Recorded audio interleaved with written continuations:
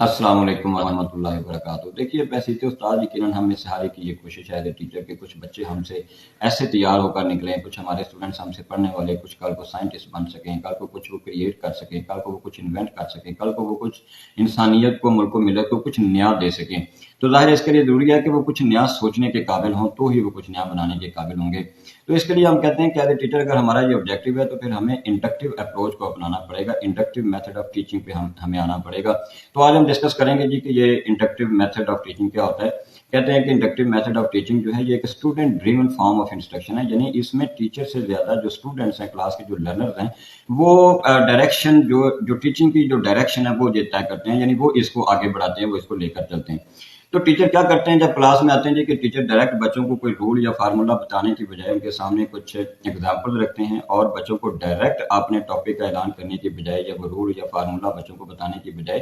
Examples ان کے سامنے رکھتے ہیں، اور کوشش کرتے ہیں کہ اسٹوڈنٹس جو ہیں اسٹوڈنٹس کو موٹیویٹ کیا جاتا ہے کہ اب آپ اس کا سولوشن آپ نکالیں، ان ایگزامپل سے آپ کیا سمجھتے ہیں۔ تو اس لیے ہم اس کو کہتے ہیں کہ یہ ایک انڈائریکٹ میتھڈ آف ٹیچنگ بھی ہے۔ انڈائریکٹ میتھڈ آف ٹیچنگ کی جو ایک بہترین قسم ہے وہ انڈکٹیو میتھڈ یا انڈکٹیو اپروچ ہے جی۔ تو ٹیچر کیا کرتے ہیں، بچوں کے سامنے ایک پرابلم پیش کرتے ہیں،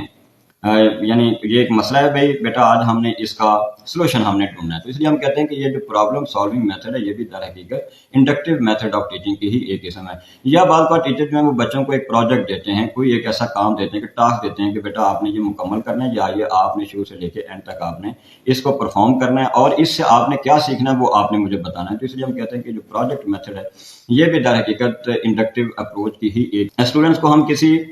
پریکٹیکل ورک میں ہم ڈال دیتے ہیں کہ بیٹا آپ یہ ایکسپیریمنٹ کریں، اور اس ایکسپیریمنٹ کے نتیجے میں جو آپ کی فائنڈنگز ہیں وہ ان کو آپ نے نوٹ کرنا، اور آپ نے مجھے ان کے بارے میں بتانا ہے کہ آپ نے اس سے کیا اخذ کیا ہے۔ تو اس لیے جو ایکسپیریمنٹیشن میتھڈ ہے یہ بھی انڈکٹیو میتھڈ آف ٹیچنگ کی ہی اور انڈکٹیو اپروچ کی ہی یہ ایک قسم ہے۔ تو اب یہ ہے کہ اس میں اسٹوڈنٹس کی رہنمائی کی جاتی ہے، یعنی اس میں رول اور فارمولا ڈائریکٹ نہیں بچوں کو بتایا جاتا، بلکہ اس میں اسٹوڈنٹس کی رہنمائی کی جاتی ہے۔ ٹیچر جو ہیں وہ ان کو گائیڈ کرتے ہیں کہ وہ پہلے سے کوئی جو موجود ہے ایگزسٹنگ جو کوئی رول یا فارمولا ہے، اسٹوڈنٹ اس تک پہنچیں، اس تک پہنچنے کا راستہ خود بنائیں، یا وہ کوئی نیا رول اور جو فارمولا ہے وہ بچے جو ہیں وہ خود اس کو فارمولیٹ کریں۔ اس لیے ہم کہتے ہیں کہ یہ انکوائری میتھڈ بھی ہے، صحیح معنوں میں جو انکوائری میتھڈ ہے وہ انڈکٹیو اپروچ ہی ہے۔ ہم مثال کے طور پہ اب چھوٹی سی مثال لیتے ہیں۔ اگر ہم بچوں کو ایک رجسٹر سے ٹیچر نے کلاس میں آ کے بچوں کو ایریا معلوم کرنے کا طریقہ جو ہے وہ آج بچوں کو سمجھانا ہے کہ how to find area of given object. تو ٹیچر کیا کرتے ہیں، ایک پیج جو ہے وہ بچوں کے رجسٹر سے لیتے ہیں، یا اپنے پاس ایک پیج لیتے ہیں کہ بیٹا یہ اس کی لینتھ ہے، یہ اس کی وڈتھ ہے،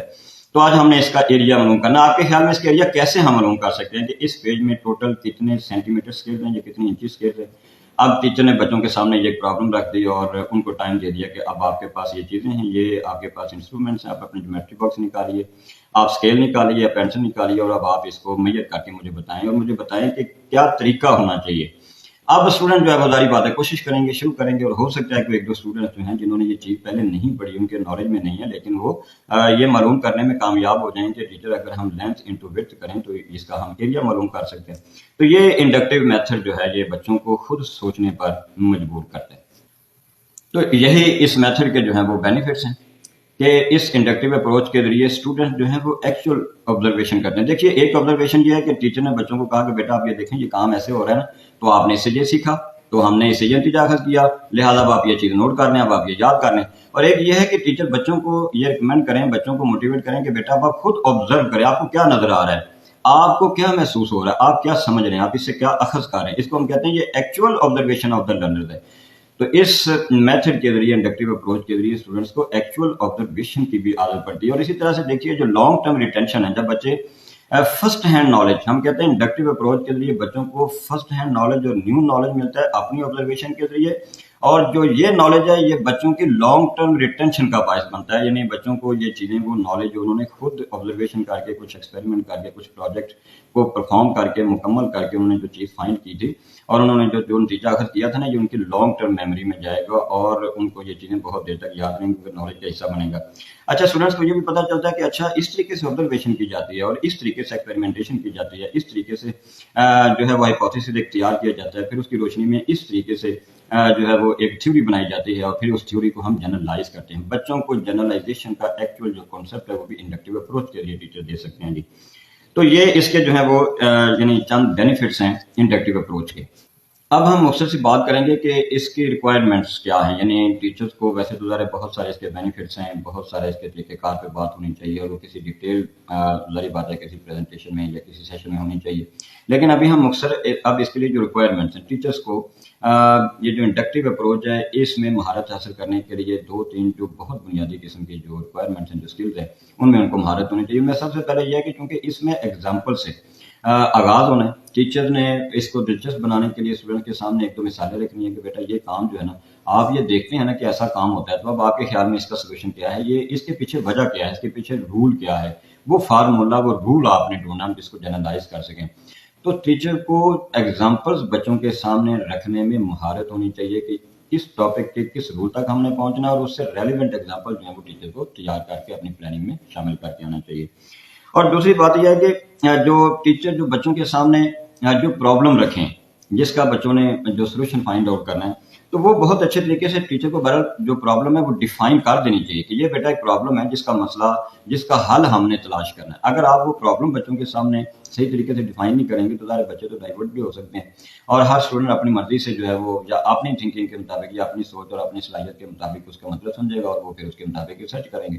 تو ہم نے دوسری جو مہارت ہے جو ٹیچر کو انڈکٹیو اپروچ کے سلسلے میں جس کو مہارت ہونی چاہیے وہ کیا ہے کہ بچوں کے سامنے پرابلم اچھی طرح سے ڈیفائن کرنے کے قابل ہوں. پھر بچے جو ہیں وہ اس کے لیے وہ کوشش کریں گے اور کسی رول تک یا کسی نتیجے تک یا کنکلوژن تک وہ پہنچ سکیں گے. اور تیسری آخری بات یہ ہے اس سلسلے میں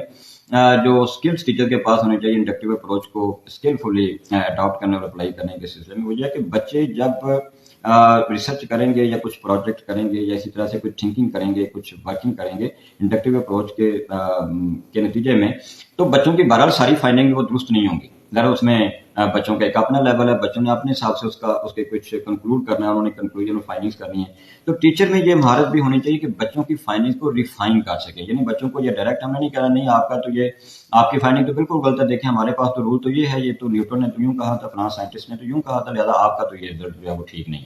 بلکہ ہم نے جو بچوں نے فائنڈ آؤٹ کیا ہے اس میں سے جو حصہ کریکٹ ہے اور جو حصہ انکریکٹ ہے، ہم نے یہ جو درمیان میں گیپ ہے ہم نے اس کو فل کرنا، اور ہم نے بچوں کو اگر ہمارے پاس وقت ہو تو پھر ہم بچوں کو کہتے ہیں کہ آپ یہ دوبارہ کیجیے، دوبارہ آپ کوشش کیجیے، دوبارہ سوچیے. اچھا، اس میں کچھ لمیٹیشن بھی ہیں جی. تو اس کی جو لمیٹیشن ہے جی، اس میں سب سے پہلی بات تو یہ ہے کہ یہ ایک ٹائم ٹیکنگ پروسیس ہے. یعنی ہم ہر سبجیکٹ یا ہر جو ٹاپک ہے، ہر مضمون وہ ہم اس طریقے سے بہرحال نہیں پڑھا سکتے، کیونکہ ٹائم کی کمی جو ہے وہ اس میں رکاوٹ بنتی ہے. اور اسی طرح سے ہے کہ اس میں لمیٹیشن یہ ہے کہ تمام سبجیکٹس بھی اس طریقے سے نہیں پڑھائے جا سکتے، اور تمام اسٹوڈنٹس بھی بعض اوقات جو ہیں وہ اس میتھڈ کے ذریعے وہ نہیں سیکھ سکتے. لیکن بہرحال جتنے اس کے ایڈوانٹیجز ہیں جی، ان کے مقابلے میں یہ ڈس ایڈوانٹیج یا اس کی جو لمیٹیشن ہے وہ بہت تھوڑی ہے. آخری بات یہ ہے جو میں اساتذہ کرام سے کرنا چاہوں گا کہ یاد رکھیے، اگر ہم اپنے قوم کو، اپنے ملک کو، ہم کچھ سائنسدان، کچھ دانشور، کچھ ماہرین تعلیم، کچھ کریٹ کرنے والے، کچھ انوینٹ کرنے والے افراد دینا چاہتے ہیں، کچھ ایسی نسل تیار کر کے دینا چاہتے ہیں، تو ہمیں انڈکٹیو میتھڈ آف ٹیچنگ پر آنا پڑے گا. دیکھیے، صرف چند چیزیں رٹا دینا، بچوں کو یاد کروا دینا، چند فارمولے بچوں کو میمورائز کروا دینا کوئی بہت بڑی مہارت نہیں ہے، بلکہ ان بچوں کو اس قابل بنانا کہ یہ کل کو خود کچھ نیا بنانے کے قابل ہو سکیں، اور یہ کچھ نیو رولز بنانے کے قابل ہو سکیں، اور پہلے سے موجود رولز کو ریفائن کرنے کے قابل ہو سکیں. تو اس کے لیے ہمیں انڈکٹیو اپروچ جو ہے باقاعدہ اس کو سیکھنا پڑے گا، اور ہمیں اس کو کلاسز میں کوشش کرنی چاہیے کہ ہم زیادہ سے زیادہ پھر ہم جو ہے اس کو اپلائی کر سکیں. السلام علیکم ورحمۃ اللہ وبرکاتہ.